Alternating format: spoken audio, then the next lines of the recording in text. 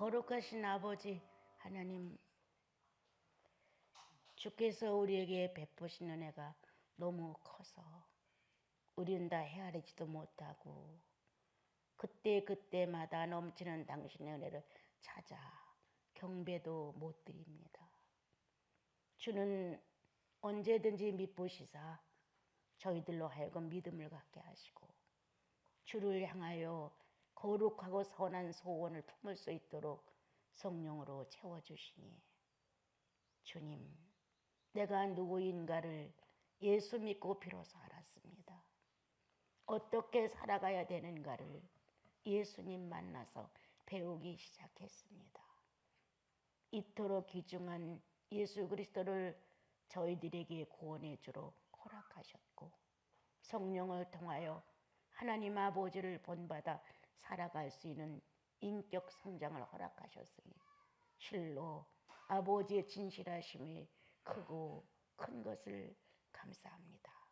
이 작은 한반도 땅에 계속적인 평화와 그리고 기후에 맞는 적절한 조화를 쉬지 않고 하셔서 매년 풍년으로 축복하셨사오매, 이제 이 한 해도 추수감사절이 됐을 때는 농부도 저희들도 다 기쁘게 주님이 함께 하신 세월들을 감사하게 하소서.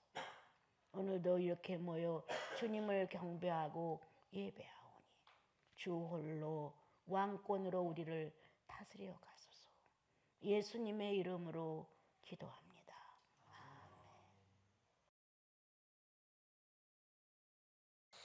아멘. 한 주가 어떻게 그렇게 빨리 가는지, 주님과의 어떤 시간 정리가 제대로 안 되면 하루가 너무 아까운 거예요. 그래도 주님과의 삶 속에서 주님과의 정리정돈을 바르게 하고 내 영혼 안에 주의 성령이 존재하시는 의식이 움직여지고 이렇게 뭔가 발전적이고 내 안에 성령 충만의 어떤 의미가 존재하고 이렇게 이제 가는 시간들이 있는가 하면, 또 아니면 덤덤할 수도 있고 어느 틈엔가 시간이 활짝 가버리는 거예요. 이런 것을 이제 보면서 이 시간이 얼마나 소중한 것인데 예수 그리스도를 내 인생에다 다 담기에 너무너무 아쉬운 시간들인데, 그렇게 하지 못할 때는 내 마음이 조금 주님 앞에서 부끄러운 거예요. 살 날이 얼마 남았다고 육체를 가지고 주님을 높이고 육체를 가지고 고백을 할 수 있고 육체를 가지고 감격이 되어서 눈물이 쏟아지고 육체를 가지고 나사렛 예수 그리스도의 구석이 너무 진지해지고 이러한 삶이 얼마나 남았다고 내가 이렇게 딴 데다 나를 많이 낭비하는가, 이런 생각이 많이 들 때가 있습니다. 주님은 한 번도 저를 놓치지 않아요. 또한 여러분들도 놓치지 않아요. 우리의 의식은 늘 그렇게 세상과 나와 그리고 주님과의 이런 관계에서 어느 때는 놓치는 것 같은 거예요. 어느 때는 주님에 대한 마음이 연약해지는 것 같은 거예요. 예, 그것은 내가 성령으로 그분과 충만한 상태가 유지된다고 하는 의식이 부족할 때 일어나는 현상이거든요. 그런데 내 의식을 그렇게 써야만 충만을 느끼느냐? 그것은 아니죠. 예. 옛날 어린 마음을 가지고 예수님을 믿을 때는 감동이 와야만 내가 예수인 같고, 성령의 어떤 충만함이 나를 이끌어 가면 하나님의 존재성이 더 확실한 것 같고, 이렇게 그분의 어떤 활동이 내 의식에 전달되므로 내가 그것을 가지고 조금 더 예수인다운 나를 느끼는 거예요. 그런데 이제 나이가 들고 세월이 가고 주님의 잠잠하심 속에, 주님의 활동하심 속에, 주님의 능동과 주님의 수동이 나를 많은 세월 동안 움직여 가신 그 안에서 터득된 결과는 그분이 능동일지라도 그분이 수동일지라도 내가 어떻게 그분을 인정하느냐는 자세는, 그분이 수동일 때 더 많이 내 영혼은 그분께 나를 헌신하고 싶은 정상적인 내부 안에서의 힘이 있다는 거예요. 그분이 막 능동적으로 역사를 하시면 나는 아무것도 못 느끼는 거예요. 그분의 능동이 너무 크다 보니까 그분의 능동만 이렇게 내 마음에 와닿지, 사실 내 자그마한 진실, 헌신, 희생, 애틋함, 간절함, 호소력 이런 게 그분께 더디 나가는 거야 오히려. 그런데 그분이 내 안에서 수동일 때, 그분의 고요가 내 안에 가득 찰 때, 뭐 의미가 없는 것 같이 아무런 교제가 안 되는 것 같은 이러한 거기에서 나는 그분을 찾아낸다. 그분이 내게 능동이 아니실지라도 그 수동 상태에서 나는 그분을 만나는 능동을 체험하게 된다. 이러한 신앙이 자리 잡기까지는 그래도 많은 세월이 흐른 뒤였어요. 그렇게 열띠게 주님을 섬기고 많은 경험을 가졌다고 해도 현실에서 딱 만나는 현실 앞에 내가 예수인다운 모습이 플러스가 너무 작은 거예요. 예. 어떤 사건을 만나면 그 사건 앞에서 내가 정말 하나님을 상대했던 품이 있고 또 경건하고 그리고 막 진실을 호소했던 그 모습에 비하여 내 현실 속에 나는 너무 표현이 약한 거예요. 이렇게 된 시간들이 내게 너무 많이 넘어가므로 다시 한번 내 영혼에 대해 고민을 하기 시작을 했어요. 야, 참 뭐냐. 밤을 지새우고 성경책에서 시선을 안 떼고 성령의 충만함이 내 영혼을 가볍게 가요. 막 내 가슴에서 찬양이 막 솟구쳐 나가고 이러한 삶의 진실이 내 생활 속에 있는데도 불구하고 현실 속에서 뭔가 장애를 느낀다.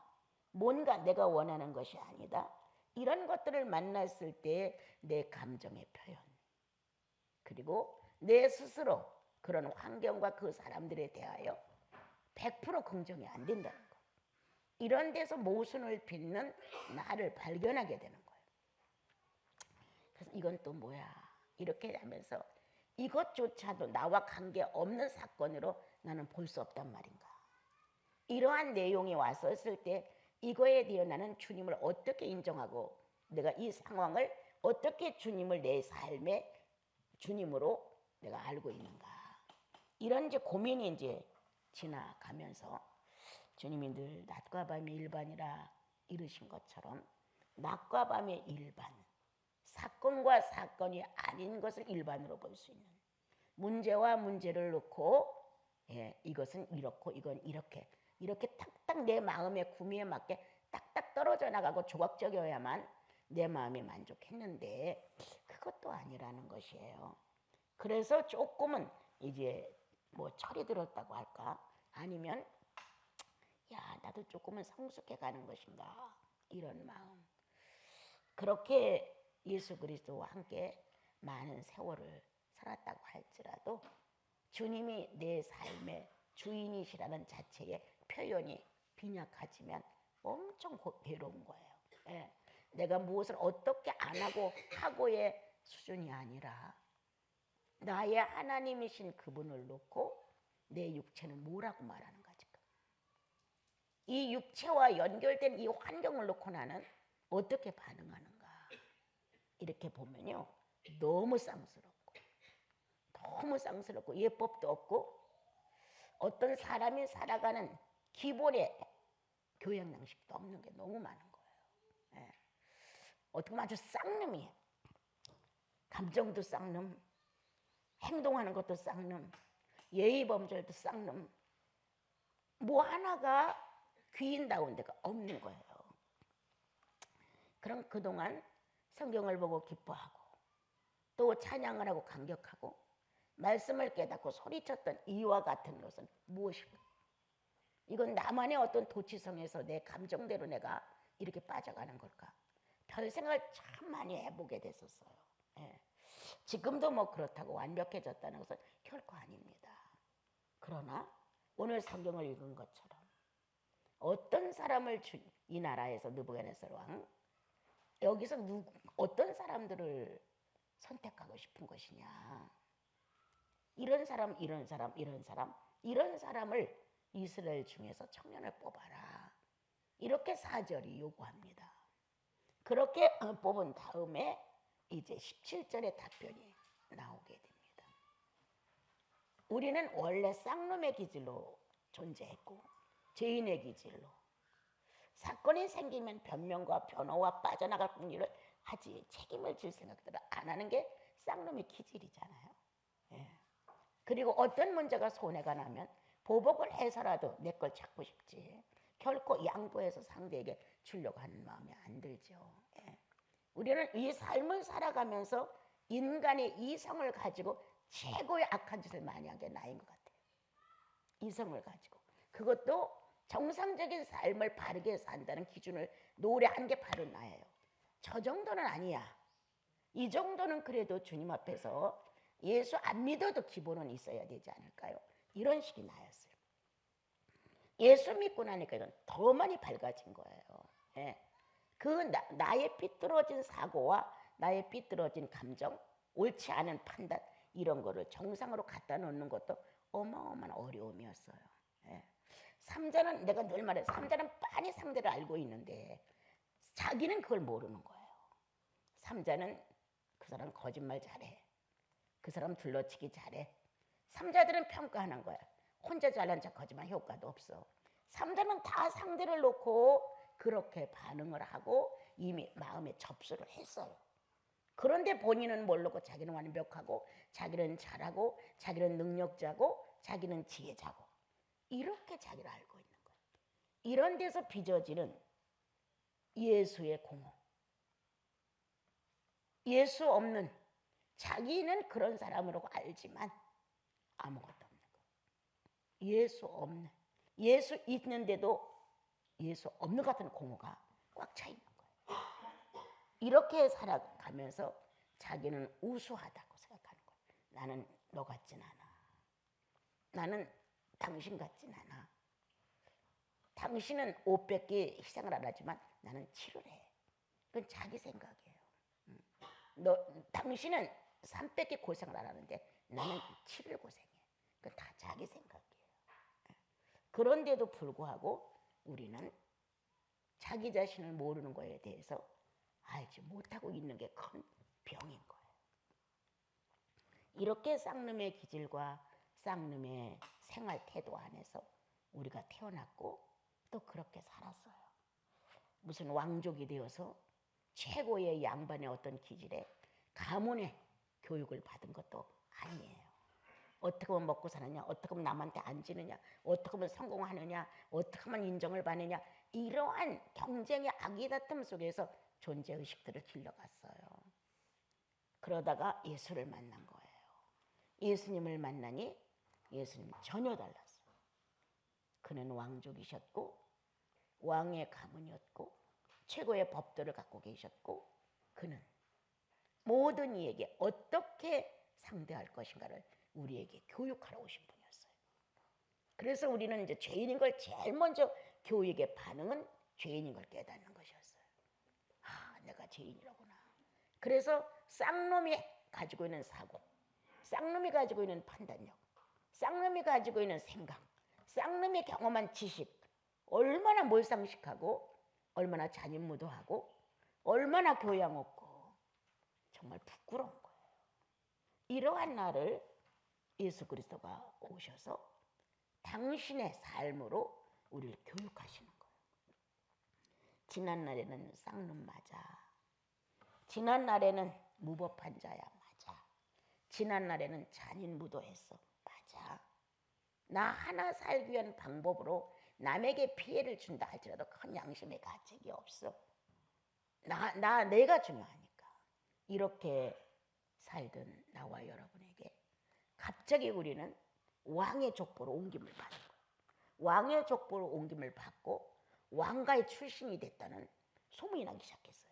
예수 믿고 의인 됐네. 그 어느 날에. 예수 믿고 왕자 됐네. 그 어느 날에. 예수 믿고 공주 됐네. 그 어떤 날에. 예수 믿고 나와 여러분의 신분은 완전히 바뀌어진 거예요. 그렇게 하나님은 나와 여러분에게 예수의 혈통을 이어주게끔 하셨고 거기서 첫 번째 교육은 죄인이라는 것을 스스로 자원하여 고백할 수 있도록 성령이 동원됐다는 거예요.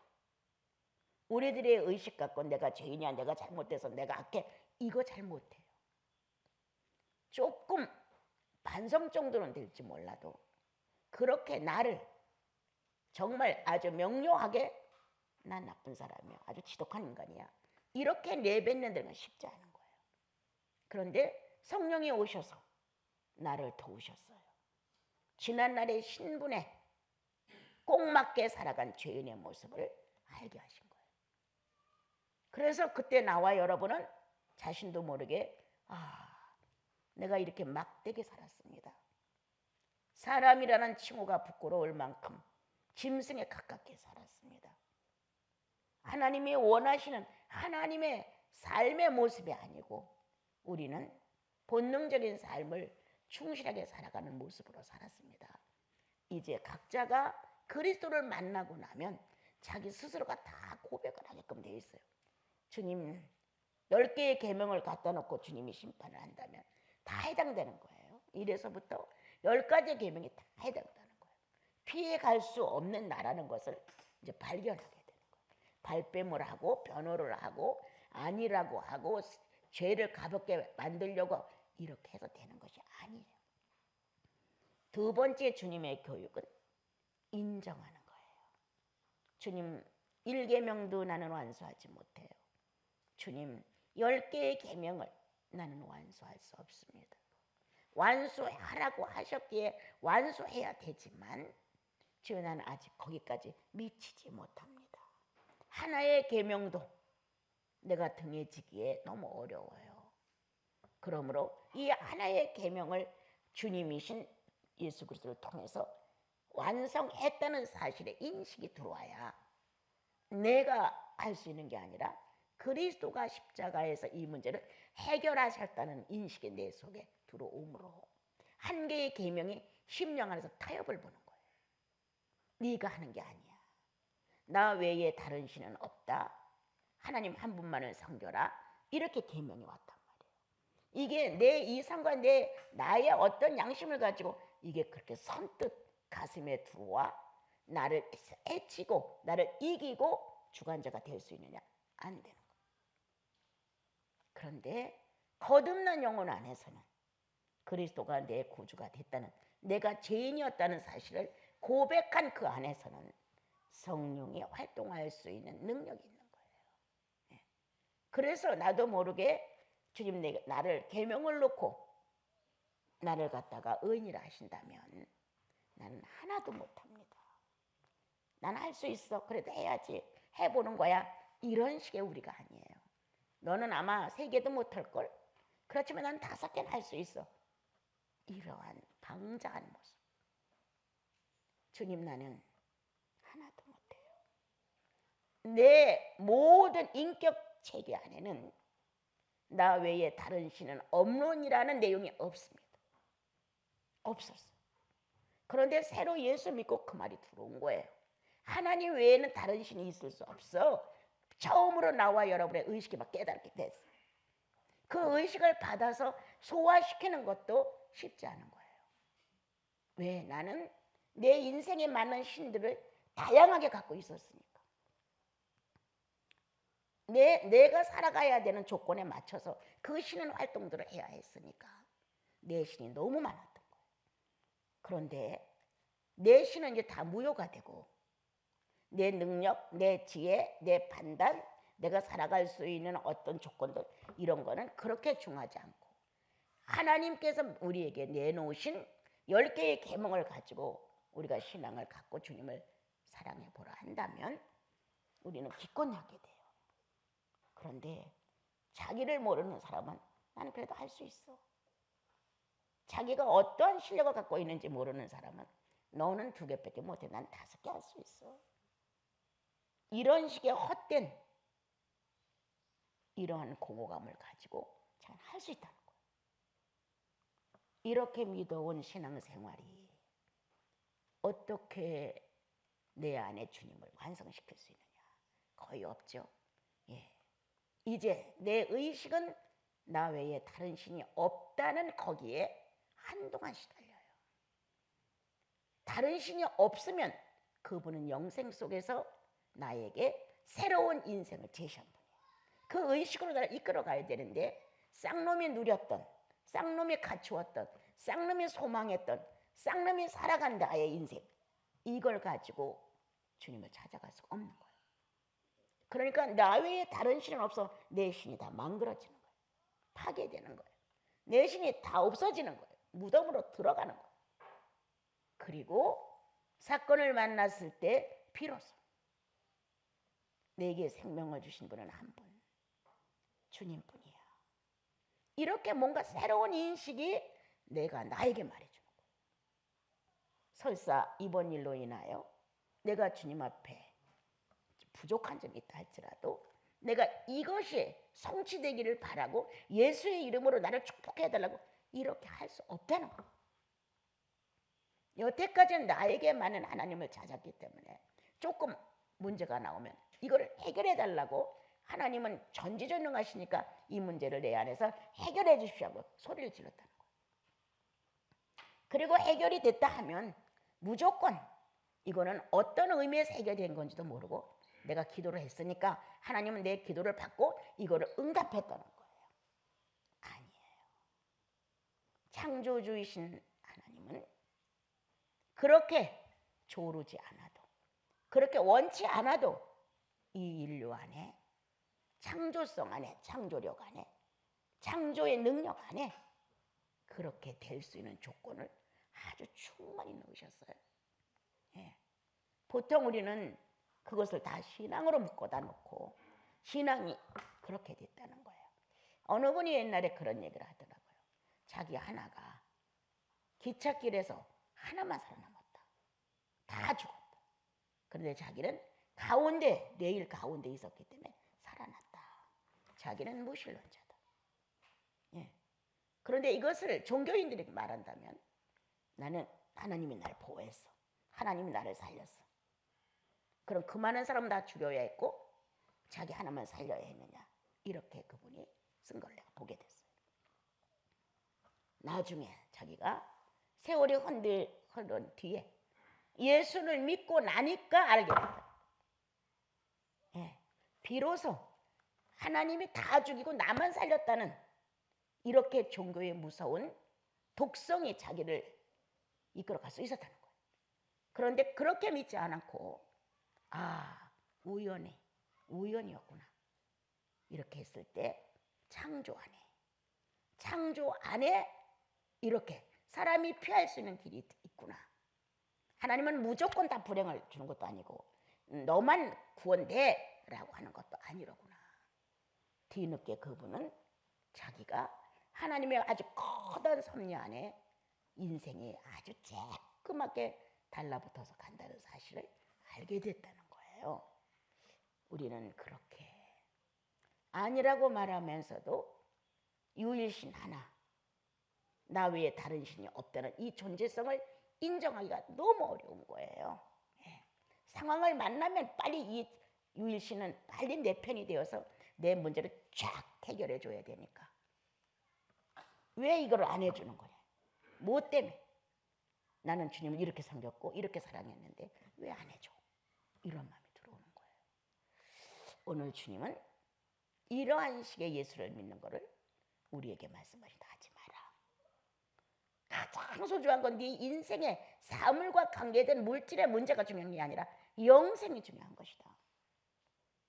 그래서 예수 그리스도가 이렇게 육체를 갖고 와서 십자가의 못을 받고 그 많은 사람 앞에서 침뱉음을 받으며 인격의 모독과 육체의 아픔을 하나로 묶어서 산제물로 드린 것이다.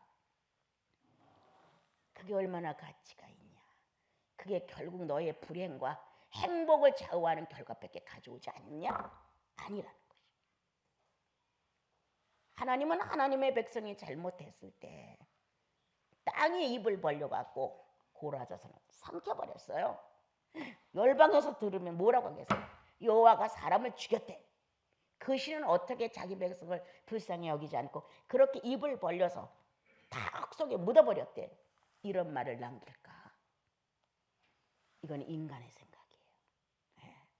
그 부끄러움과 그 체면과 그 위신 때문에 하나님은 못할 것 같아요.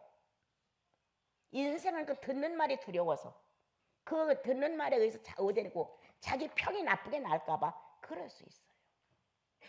그런데 하나님의 결단력 있는 판단은 그렇지 않아요. 예. 이런 글에 대하여 어느 분이 그런 얘기를 썼더라고요. 그들을 놔둬도 더 이상의 성장은 없다. 이미 하나님에 대해 불순종과 거역에 마음이 강력한 자가 버티고 있기 때문에 그들이 거기서 구원을 받아서 다시 나와도 계속적으로 하나님을 반항한다. 계속적으로 그들은 하나님을 거부한다. 끝내는 이스라엘 민족이 목표를 달성하는 데 있어서 엄청난 장애물이고, 다른 국가에서 봤을 때 하나님 없는 민족, 전능하다는 여호와가 없는 민족으로 인식을 하게 된다는 거예요.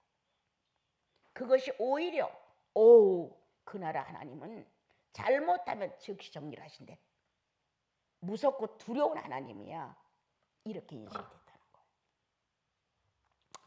오늘 주님은 나와 여러분이 아직도 육체에 근거한, 육체에 그 연민하고 있는, 사물에 근거한 현실을 연민하고 있는 이러한 모습에서 떠나야 한다. 영적 귀족이 아니냐? 상대가 욕했다고 해서 너도 같이 욕해야 돼? 성경에는 그렇게 되어 있지 않지. 양반은, 왕가의 자녀들은 그렇게 될 수 없지. 쌍놈이 나한테 욕했다고 나도 같이 그 즉시 쌍놈이 돼야 돼? 쌍놈이 내 인생을 방해했다고 해서 나도 금방 그 자리에서 다른 사람을, 그 사람을 방해해야 돼? 똑같이 쌍놈 되는 거죠. 성령은 그렇게 말씀하지 아니하신다. 하나님의 새로운 기질로, 하나님의 새로운 본성으로 너희들이 새로운 출생을 했다. 그래서 어떤 것이냐? 쌍놈의 지식이 소멸됐다. 이젠 양반이고 귀인이고 왕가의 귀족들의 핏줄로 우리가 새로운 의식으로 탄생됐다는 거예요. 이렇게 우리를 바꿔주시는 거예요. 그래서 어긋난 거를 금방 깨닫는 거예요. 스스로 빗자루질을 해서 버리는 거예요. 아, 이건 지난날 예수 안 믿을 땐 이렇게 했어. 그렇지만 지금 나 예수 믿고 이렇게 할 수 없어. 쓱쓱 쓸어 버리는 거예요. 이렇게 새로운 법도로, 새로운 인격으로 우리를 찾아와 새로운 지식자를 만들어주는 거예요. 어떤 지식? 하나님을 상대하는 지식. 내 속에 하나님이 최고의 의식을 주관하고 계시고 내가 그분에 의하여 존재한다는 이러한 지식이 마음에 쌓여야 현실을 이겨나가는데 당당하지요. 몇 푼을 가지고 쩔쩔매고 작은 자존심 하나 건드렸다고 쩔쩔매고 뭔가 더럽고 추해서 상대하고 싶지 않다고 이렇게 말하지만 사실 자기도 더럽고 추한 거예요. 이렇게 오늘 주님은 이스라엘 중에 학문 있는 사람, 영특한 사람, 통찰력 있는 사람, 지식 있는 사람, 아름다운 사람을 선택하여 라고 말합니다. 우리는 그런 사람이 아니었습니다. 그런데 예수를 믿고 나니 주께서 그렇게 하셨습니다. 아름다운 사람, 거룩한 사람, 성령을 상대하니 최고의 거룩이요. 그리스도의 생애를 본받으니 최고의 아름다운 사람이요. 성령과 하나님 자신을 깨달아가니 지식 있는 사람이요. 바꿔줬단 말이에요. 아름다운 사람, 거룩한 사람, 지식 있는 사람, 모든 것을 통찰하며 가며 관통되게 일해주는 사람, 민첩한 사람, 이렇게 바뀌었다는 거예요. 무심코 제자들은 그냥 얘기해가면서 덜렁덜렁 해가면서 엠마오로 갔지만 주님은 그 옆에 계셨다는 거예요. 조금이라도 영각이 있었으면 주님 아니에요 이랬을 텐데 주님은 이미 죽었어라고 포기했다는 거예요. 죽었다고 포기했기 때문에 옆에 가서 같이 얘기를 해줘도 의식을 못했던 거예요. 아, 오늘 예수가 죽었어. 십자가의 못을 받고 주님이 죽었어. 제자들도 다 뿔뿔이 흩어졌어. 이렇게 정리를 해버린 거예요. 그런데 주님은 쫓아가서 설명을 했어요. 시편을 서로 나눠주고 같이 머무르자고 하니까 주님의 당신은 가야 된다고 사라져버리셨어요. 그 제자들은 서로 이거 어떻게 된 일이야? 주님 아니셨어?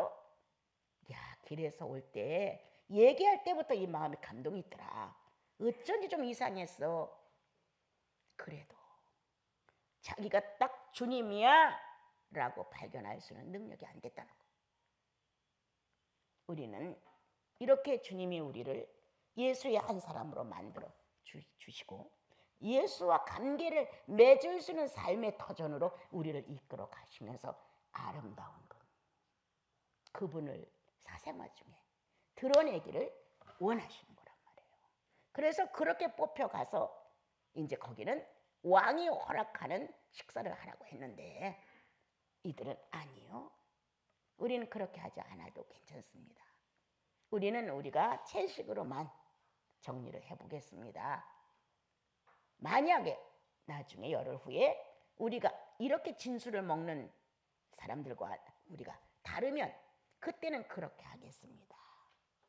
이렇게 할 정도로 식사법을 선택했다는 거예요. 예수인의 거룩한 식사법이 있어요. 동물적으로 안 사는, 본능적으로 안 사는, 충동적으로 안 사는, 교만으로 안 사는 예수의 식사법이 있는 거예요. 우리는 예수 믿고 그동안 살면서도 덜커덕 육식을 선택하는 거예요. 덜커덕 교만을 선택하는 거예요. 덜커덕 내가 원하는 것을 찾아 갖는 거예요.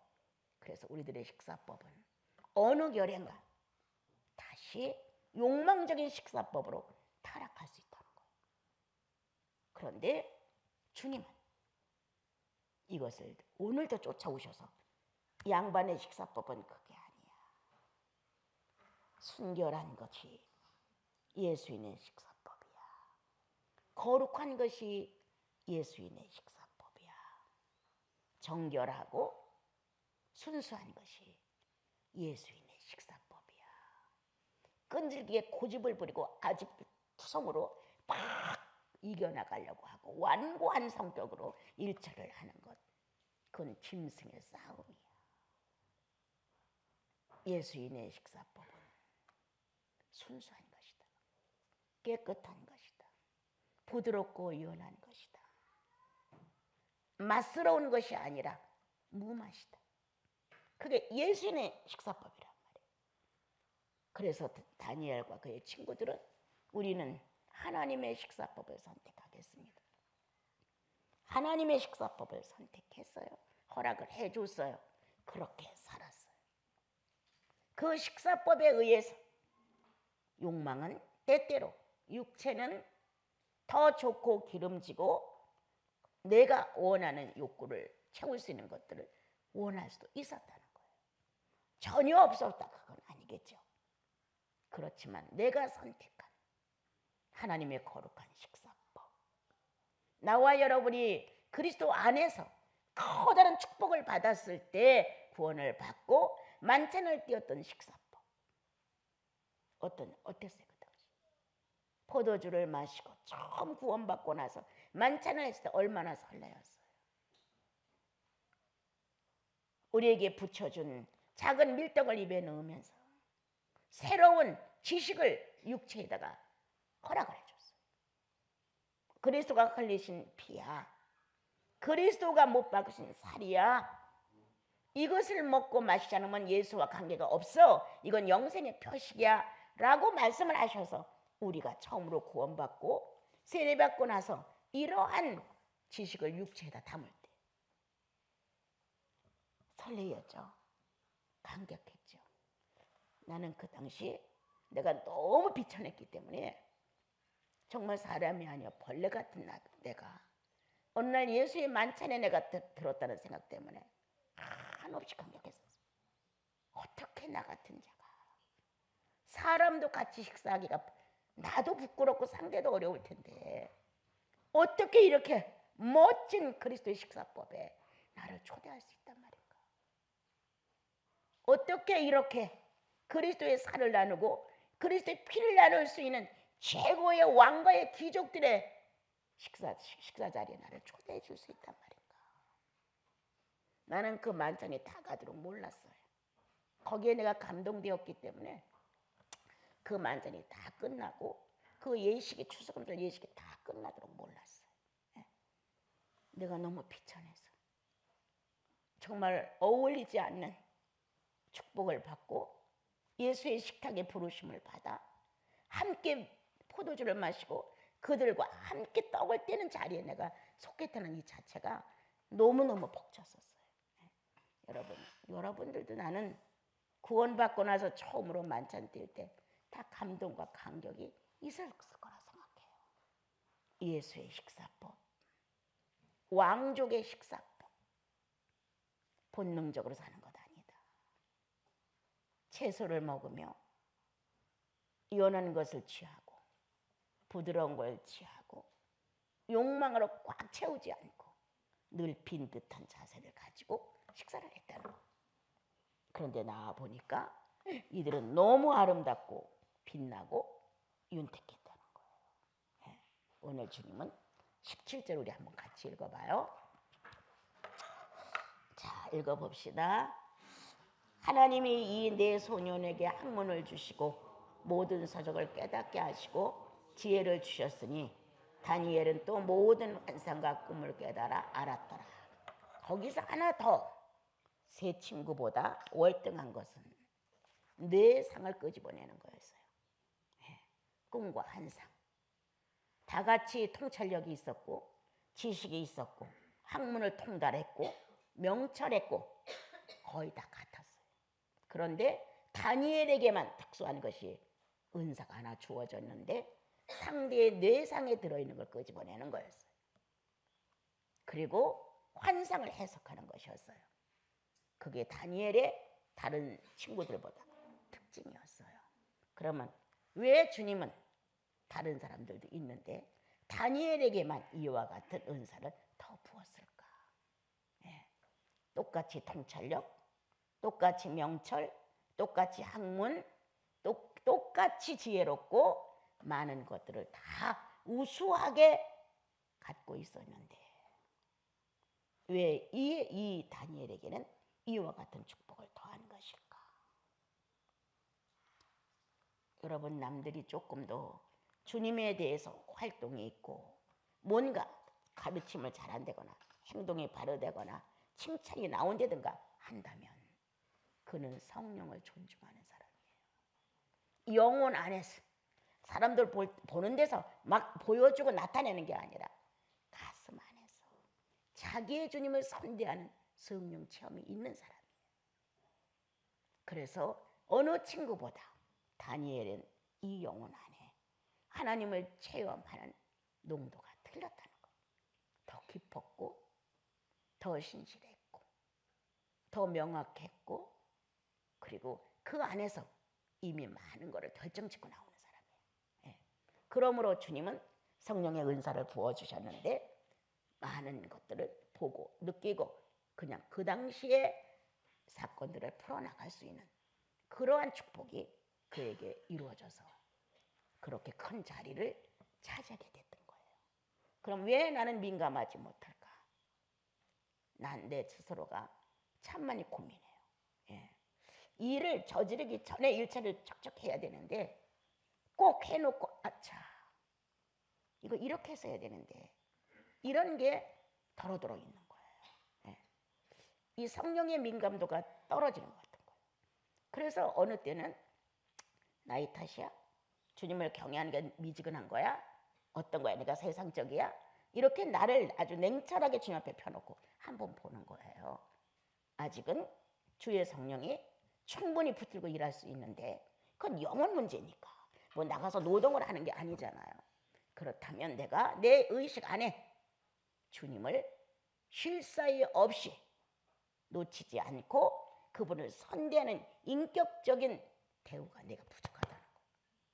주님을 놓고 인격적으로 내 안에서 그분을 바르게만 정리해 올리면 충분히 그분으로부터 조명돼서 내 안에 쏟아지는 광명은 대단한 효력이 있을 거란 말이에요. 그런데 이런 게 내가 부족하다는 거예요. 나와 여러분은 이제 예수 그리스도를 통해서 왕족으로 추대를 받았고 왕족의 식사법을 배웠고 왕족의 학문을 배우고 왕족의 기능을 알고 왕족은 어떤 인격체를 가지고 일해야 되는지를 안단 말이에요. 하나님께서 우리에게 보여준 것 중에서 거룩이야, 공의야, 자비야는 없어서는 안 될 것이에요. 그럼 우리들에게도 주님은 이거를 주실 거란 말이에요. 성령을 통해서 거룩이 뭔지, 공의가 뭔지, 자비가 뭔지, 또한 그리스도의 부활의 권세를 통해서 권세가 뭔지, 권위가 뭔지, 자존심이 뭔지를 가르치실 거란 말이에요. 네. 이러한 살아있는 성령과의 교류 속에서 신적 교제의 능력이 인격체 안에서 움직여야 된다는 거예요. 내가 주님을 정말 권세 있게 내가 높이느냐? 난 내 생활이 높아질 거라 생각해요. 내가 주님을 권세 있게 높이지 않으니까 내가 천박한 행동을 하는 거예요. 천박한 행동을 한 번씩 하고 나면 얼마나 괴로운 줄 알아요, 여러분? 밥맛이 없어요. 의미가 없어, 삶에. 인간이 이까짓 거 하나 때문에 내가 이렇게 천박해져? 그럼 내가 평상시 내 생활 중에 나의 주님, 나의 하나님, 나의 성령님을 그렇게 권위 있게 높이지 않았다는 거예요. 그게 천박한 행동을 하는 거잖아요. 참 어이없는 짓이 내게서 이루어질 때 나도 탄식해요. 내가 주님을 높이지 않는구나. 내가 존중하지 않는구나. 이 쓸데없는 말에 내가 왜 대응을 해? 그거 왜 대응해요? 아무것도 아닌 효과도 없는 일에. 그리고 왜 챙겨내? 그건 아니란 말이에요. 오늘 여러분 왕족이에요. 왕과의 가문의 출생들을 하셨어요. 왕들이 먹는 식사법을 선택하십시오. 다니엘처럼. 그리고 다른 사람이 받은 것 외에 더 은사를 축복받았다고 하는 것은 내면의 성령을 대화했다는 거예요. 네. 바깥으로 드러난 어떤 것보다는 내면에서 그분을 놓치지 않고 존경하고 존중하고 경외하고 사랑했다는 거예요. 그럼을 통해서 이 벽에 글씨가 써진 것도 다니엘은 해석을 했죠. 왕이 꿈을 꾸고 막 괴로워할 때 다니엘에 가서 탁 정리를 해줬죠. 해석을 너무 잘한 거예요. 정확하게. 이렇게 해서 다니엘은 그 당시 하나님의 사람, 성령 있는 사람, 여호와의 사람으로 인정을 받게 됐고 어떤 신들 앞에 굴하지 아니었다는 가장 멋있는 매력, 어떤 조건 때문에 신을 버릴 수 없었다는 것, 어떤 상황 때문에 자기 위치를 바꾸지 않았다는 거예요. 죽을지언정. 그게 다니엘의 특색이에요. 적어도 문제가 생기면 하나님 앞에 가 무릎을 꿇어야죠. 다 소용없는 거예요. 다 팽개치고 주님 앞에 가서 적어도 1주일 내지 2주는 꿇어봐야죠. 그분으로부터 떨어지는 진수를 받아내야죠. 그분이 원하는 식사를 배야죠. 그분이 나에게 제시하는 지식을 쌓아야죠. 그리고 행동해야죠. 예수인이 기도도 안 해보고 어떤 일을 결정해? 난 상상이 안 돼요. 상상이 안 돼요. 적어도 뭔가가 고민이 되어서 움직이는 거에 대해서는 무릎을 꿇어 나에게 전능자가 있음을 알려야죠. 하나님은 내 전능자. 그는 내 삶의 전부. 그는 하늘과 땅을 통치하시면서 나를 당신의 신령성에다 넣어주셨잖아요. 그러니까 문제가 생기면 주님 이렇습니다. 홍해바다가 눈앞에 와 있어요. 어떻게 해요? 이대로 건너요? 아니면 기다려요? 뭔가 홍해바다가 내 눈앞에 있음에 대하여 알리기라도 해야 되는데 관심이 없는 거예요. 홍해바다가 있어? 뭐 돌아서 가지. 좀 기다려보자 혼자. 하나님과 의논 안 해. 주님하고 관계를 안 맺어. 자기 수단과 방법으로 모든 걸 해보려고 하는 거예요. 다니엘이 그렇게 했더라면 하나님은 다니엘에게서 죽었다. 여러분들의 인생을 결정하고 어떤 문제를 변동을 일으킨다면 적어도 예수를 선택해야 한다. 주님을 선택하고 옳은 것인가요? 옳지 않은 것인가요? 이 정도의 고민 정도는 의인이니까 해야 된다는 거예요. 자식들의 문제도 마찬가지예요. 내가 옳은 아비가 되어 있습니까? 내가 옳은 판단으로 옳은 어미가 되어 있습니까? 내가 예수인의 한 사람으로서 성령을 모신 한 사람으로서의 엄마입니까? 아버지입니까? 주님, 난 어떻게 결정을 해야 합니까? 이런 고민이 쓴물이 나오도록 한번 해봐야죠. 입에서. 그런 다음에 결정을 내는 것이지. 홍해바다가 있다고 그냥 홍해바다가 있어? 그럼 이렇게 해야지 하고 하나님을 찾지 않고 자기 방법으로 정리를 한다. 하나님은 그때부터 그에게 효력 없다. 효력 없어요. 찾지 않는데 무슨 효력이 있겠어요. 오늘 17절에 있는 말씀처럼 성령의 사람들인 여러분들, 예수 그리스도와 만난 아름다운 이 지식을 자기 삶의 교과서로 삼아야 되고, 만찬을 나눈 식탁을 우리는 함부로 본능적으로 돌릴 수 없다는 것. 채식으로 연단을 했던 것처럼 본능적으로 하지 말고 성령의 도우심을 받아 연하고 부족하고 뭔가 우리들의 만족감을 못 준다 할지라도 영혼에 유익한 점을 선택해야 한다는 것. 그러므로 주님은 성령을 통하여 더 신령한 은사를 보내서 모든 문제를 해결할 수 있도록 외곽에서 처리를 할 수 있도록 내부와 밖을 하나로 만들었다는 거예요. 외부 사건만 기적과 표적을 하고 자기 영혼이 하나님을 경외하는 게 빈약하다면 망한 거예요. 중요한 건 내 속에 주님과 나, 여기서 이루어지는 주님과 나와의 이 아름다운 교제, 그리고 새로운 학식, 새로운 학문, 체험 어마어마하잖아요. 이렇게 해가며 왕가의 아들로서 태어난 것을, 왕가의 귀족으로 태어난 여러분들이 몰상식하고 본능적이고 이방 사람들처럼 그렇게 행하지 마시고 오늘 다니엘처럼 하나님 앞에 쓸모 있는 사람, 성령을 인식하는 사람, 여호와의 사심이 분명하기 때문에 어떤 조건에도 굴하지 않는 사람, 이런 사람이 필요한데 우리는 하나님을 떠나 예수를 놓고도 그렇게 못하는 거예요. 그가 나를 위해서 십자가를 지고 십계명으로 나를 찾아온 게 아니고 자기 자신을 십자가에다 못을 받고 죽었다가 다시 사신 인생을 놓고 나를 구원하신 거란 말이에요. 그런데도 우리는 안 돼. 왜 그럴까?